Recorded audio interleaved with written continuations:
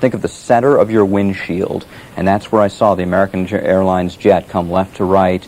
And then my first thought was, my God, that's not going to make it across the river to National Airport.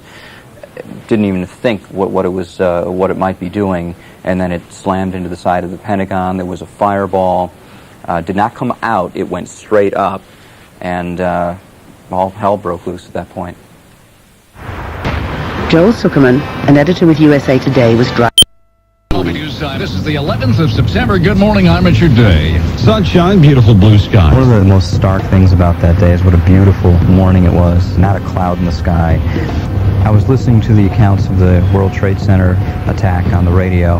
A huge hole in one side of a World Trade Center tower. But it didn't really dawn on me that Washington might be next.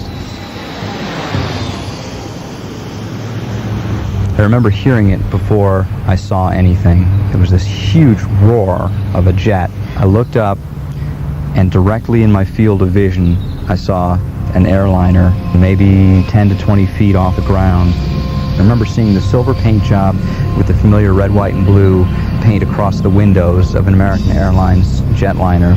It did not veer off course. It did not change direction. It went directly into the wall. There was a great explosion and just fire, just bright white and yellow fire.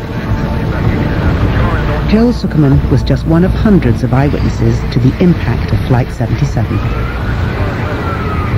I saw pieces of scrap metal, maybe long pieces, a couple of yards long, but not huge chunks of an airplane. I mean, everything went right to that wall and just seemed to be consumed into the wall. 21, Route 1 in Florida, Davison's approving you. John O'Keefe is a legal journalist. He was also stuck in traffic outside the Pentagon that morning and is convinced he too saw a plane, not a missile. All of a sudden, out of the left side of my view came this giant American Airlines plane. There was no mistaking what type of plane it was. It was a silver jet with American Airlines plastered on the side, and it looked like a plane coming in for a landing, except that it was going in the wrong direction. It wasn't headed towards the airport. It was too low. It was out of place. It took a few moments before it sort of registered where it was heading. Right towards the Pentagon. The next thing I knew, it was a giant explosion, a huge orange ball of fire